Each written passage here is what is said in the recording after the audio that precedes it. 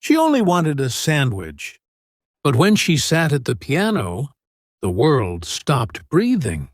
Rain poured over the city like tears no one wanted to shed. Beneath the dim glow of a flickering streetlight, a young girl sat on a torn blanket outside a grand restaurant named La Velura. Her clothes were soaked, her shoes mismatched, her small fingers shivering from the cold. But her eyes, dark, tired, yet strangely alive, watched through the glass at something inside. A grand white piano. Inside the restaurant, laughter echoed. Men in suits, women in sparkling dresses, the scent of luxury filling every inch of air. To them, she was invisible, just another nameless figure on the sidewalk. The girl's stomach growled softly. She held a small cardboard sign that read, "Can I play for food?" But no one stopped. Not the businessman checking his watch, not the waiter who looked away, not even the musician sitting at the piano, rehearsing softly for the guests. Finally, when the rain grew harsher, she stood and walked inside, timidly, quietly, like a shadow sneaking into light. "Hey, you can't just walk in here," barked a waiter, stepping forward. The restaurant fell silent for a moment, all eyes turning toward her. Her voice trembled. I'm sorry, sir. I was just wondering if I could play just one song. I can play piano. I promise." A man at the counter laughed loudly. "You! Play that!" He pointed to the grand piano gleaming under the chandelier. "Sweetheart, that instrument costs more than your life." A few people chuckled. The girl lowered her eyes, gripping the edge of her worn-out sweater. "I just wanted something to eat," she whispered. The laughter grew louder. "Oh, isn't that cute? Maybe she can clean the piano instead," another woman sneered. The restaurant owner, an older man with slicked-back hair and a permanent smirk, approached. "This isn't a place for games, little girl. Go find a shelter." But before he could wave her out, an older woman, sitting alone in the corner, spoke softly. "Let her play." The owner frowned. "Excuse me." The woman smiled faintly. "I said, let the girl play. You never know where talent hides." The owner sighed, annoyed but curious. "Fine, 1 minute. Then she leaves." The girl nodded quickly. "Thank you, sir." She walked toward the piano, nervous, shaking, her bare feet leaving wet footprints on the marble floor. When she sat down, her small frame looked almost lost against the massive white piano. The restaurant grew quiet, except for the soft hum of rain outside. Then her fingers touched the keys. A soft note, then another, and another. Within seconds, the room transformed. Her hands moved like liquid gold, graceful, fluid, unstoppable. Every chord spoke a story of hunger, of pain, of hope fighting against despair. The melody rose and fell like a cry from the soul itself. Forks froze mid-air. The waiter who'd mocked her stopped breathing. The owner stared, eyes wide, forgetting every rule he'd made about class and worth. Even the pianist she'd replaced stood in silent awe, his ego collapsing beneath her brilliance. When she finished, the last note lingered in the air like a heartbeat that refused to die. And for the first time, the restaurant, the entire glittering, arrogant room, erupted in applause. But the girl didn't smile. She just looked up, eyes glistening with tears. "Can I have something to eat now?" she whispered. The owner was speechless. The rich man who'd mocked her earlier stood, guilt flooding his face. He reached for his wallet, but the old woman in the corner rose first. "Child," she said softly, walking closer, Where did you learn to play like that? The girl hesitated. My mom, she used to teach music. Before she... Her voice broke. Before she passed away. The old woman knelt, placing a hand on her shoulder. What's your name? Lila, the girl whispered. The woman smiled. Lila, you're coming with me. The restaurant owner blinked. What? Who are you? The old woman turned, her voice calm but commanding. Someone who never laughs at hunger. The car ride was silent. Raindrops tapped against the window like soft applause from the sky. Lila sat beside the old woman who had taken her in, still unsure what was happening. The woman's car smelled of lavender and leather, a world away from the streets. Are you hungry, dear? The woman asked kindly. Lila nodded shyly. A little. The woman smiled. Then we'll fix that first. They stopped at a quiet cafe. The waiter greeted the woman with respect. Good evening, Ms. Davenport, as if she were someone important. Lila's eyes widened when plates of warm food arrived in front of her. She didn't wait for permission. She ate with trembling hands, tears slipping down her cheeks between bites. Ms. Davenport watched her silently, her expression soft.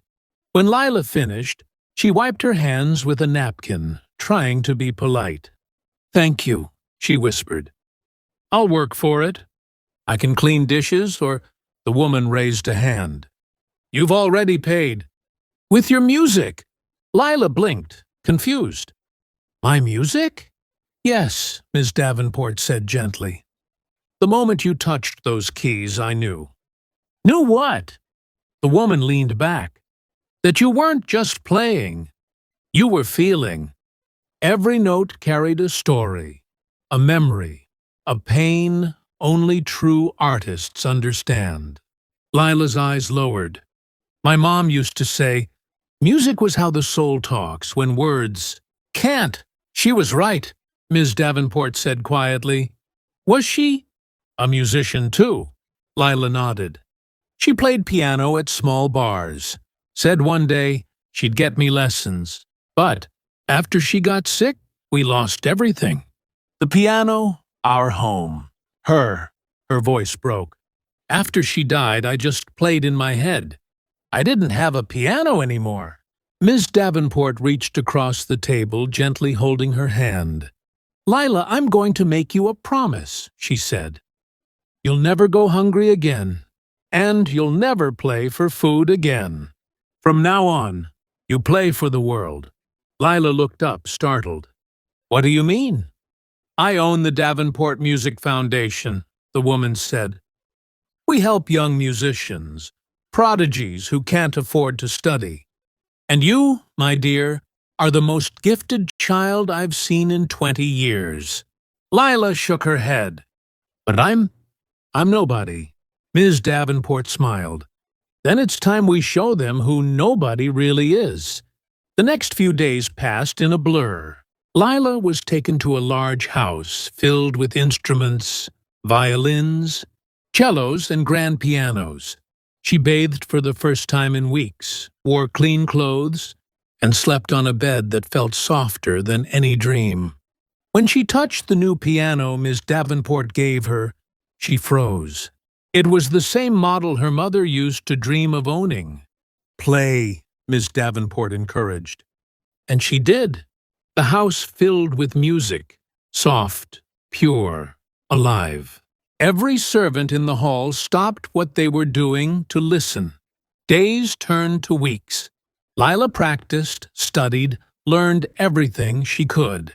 Soon, she was chosen to perform at a charity gala, a huge event sponsored by Davenport Foundation, attended by celebrities, donors, and world-class musicians. Davenport had a secret. She'd recognized more than talent that night in the restaurant. In her study, she held an old newspaper clipping, a photo of a woman playing piano with a small girl beside her. The headline read, "Rising Star Dies Before Her Time." Leaves daughter missing. She looked closely at the picture. The child in it was Lila, and the woman beside her was Miss Davenport's former student. Tears welled in her eyes. "Oh, Eleanor, she's your daughter," she whispered. The night of the gala arrived. Golden chandeliers glimmered above a crowd dressed in tuxedos and gowns. Lila stood backstage, wearing a simple white dress. Her fingers trembled slightly over the piano keys. Ms. Davenport approached her. "Are you ready, my dear?" Lila took a deep breath. "I think so." "You're not just playing tonight," Ms. Davenport said softly. "You're telling your mother's story." Lila nodded. "Then I'll make sure they hear every word." When her name was announced, the crowd applauded politely, most of them expecting a child novelty act. But the moment Lila began to play, silence swept through the hall. Her performance wasn't just skillful, it was otherworldly. The notes rose like light through darkness, gentle, powerful, heartbreaking. Her melody echoed the streets she'd slept on, the hunger she'd felt, the love she'd lost. By the time she finished, the hall was still. Then, one by one, people stood, clapping, cheering, some even crying. Lila stood, bowing slightly, tears streaming down her cheeks. Miss Davenport joined her on stage, wrapping an arm around her shoulders. But then, from the back of the hall, a man's voice called out softly, "That melody. I know that song." Lila turned. An older man stepped forward, holding a faded photograph. It showed a young woman at a piano, her mother. He approached, tears in his eyes. "Your mother was my sister. I've been looking for you for years." Lila froze, her hand over her heart. "My uncle?" He nodded, overcome with emotion. The audience watched silently as the two embraced. Ms. Davenport's eyes glistened. "She's finally found her family," she whispered. The host of the event came to the stage, voice trembling with admiration. "Ladies and gentlemen, Lila Davenport, the girl who went from hunger to harmony." The crowd erupted in applause again, louder, longer, unstoppable. Lila turned toward Miss Davenport, whispering, "Why do they call me Davenport?" The woman smiled. "Because that's the name of the woman who believed in you, the way your mother once believed in me." Lila laughed through her tears, hugging her tightly. "Thank you for hearing my music when no one else did." As the lights dimmed, Lila sat one last time at the piano. Her fingers danced across the keys, playing the same tune she'd played that night in the restaurant. But now it wasn't for food. It was for love. The melody echoed through the hall, reaching the hearts of everyone who'd ever judged, doubted, or ignored someone they thought was less. When the final note faded, the crowd stood as one, applauding not just her music, but her journey. Miss Davenport whispered softly, "The world finally heard your voice, Lila." Lila smiled, eyes shining. "No, they finally heard hers." And as the camera pulled back, the piano shone under the golden lights. No longer a symbol of privilege, but of hope. What would you do in this situation? Comment below and subscribe for powerful real-life stories.